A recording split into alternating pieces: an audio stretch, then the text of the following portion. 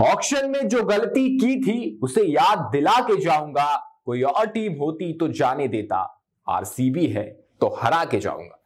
कल KL Rahul match खत्म होने के बाद मानो आरसीबी मैनेजमेंट की तरफ देख के यही कह रहे थे।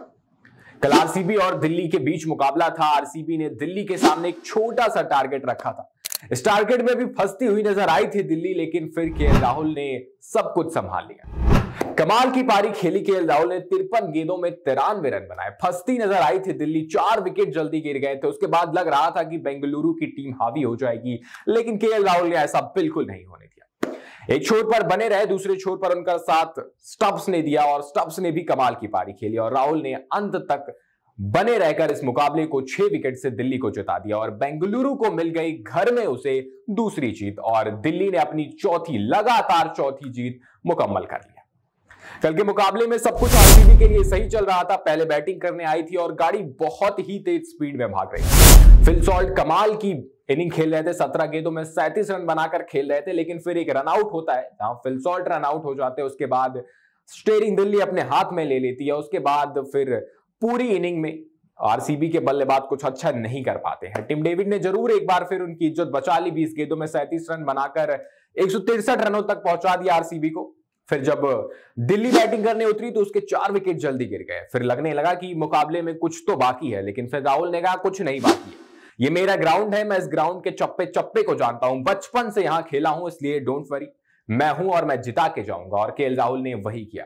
कमाल की पारी थी, सुपर इनिंग थी। एक समय ऐसा भी आया था जब लगा था कि बारिश आ जाएगी और उस वक्त दिल्ली पीछे थी। जब ये राहुल को पता चला तो राहुल ने जॉश हेजलवुड के उसी ओवर में 22 रन बटोर लिए। केएल राहुल ये अलग केएल राहुल नजर आ रहा है, ये बदला हुआ केएल राहुल नजर आ रहा था। और मैच जब खत्म हुआ तो केएल राहुल ने अपने बैट को जमीन पर रखकर कुछ इस तरह का इशारा भी किया। वो बता रहे थे कि ये मेरा ग्राउंड है, ये मेरा घर है। मानो ये आरसीबी मैनेजमेंट को बता रहे थे कि ऑक्शन में आप हमें खरीद सकते थे। अगर आप वेंकटेश अय्यर के लिए 20 करोड़ तक गए थे तो मेरे लिए भी तो जा सकते थे 12, 13, 14 करोड़ तक, पर आरसीबी नहीं गई। ये अपनी इच्छा भी जता चुके थे केएल राहुल की बेंगलुरु मेरा होम ग्राउंड है, मैं उस टीम से खेलना चाहूंगा, लेकिन फिर भी आरसीबी नहीं गई। और आज मानो केएल राहुल वही बता रहे थे आरसीबी को कि गलती तो कर दी थी, अब भुगतिए।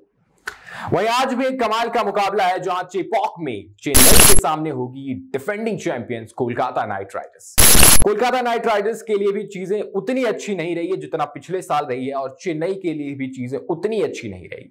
पर कमाल की बात यह है कि अब चेन्नई की कप्तानी करेंगे महेंद्र सिंह धोनी।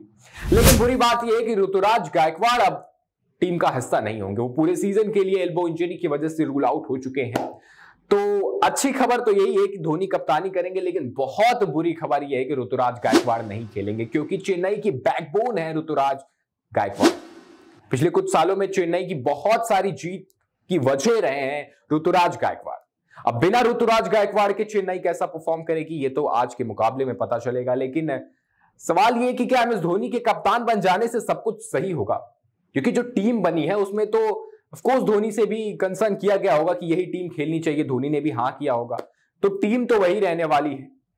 और जिस वजह से हार रहे हैं वो बैटिंग है, उसमें एमएस धोनी क्या ही कर सकते हैं। बॉलिंग में अगर ऋतुराज गायकवाड़ सारे फैसले अपने मन से ले रहे थे तो हो सकता है कुछ चेंजेस नजर आए, क्योंकि MS Dhoni of course Ruturaj Gaikwad से या इस वक्त जितने कप्तान है उनमें से सबसे सर्वश्रेष्ठ कप्तान है। तो अब देखने वाली बात यह होगी कि क्या एमएस धोनी के आने से चेन्नई की किस्मत बदल जाएगी या फिर ऋतुराज गायकवाड़ के जाने से चेन्नई के हालात बद से बदतर हो जाएंगे।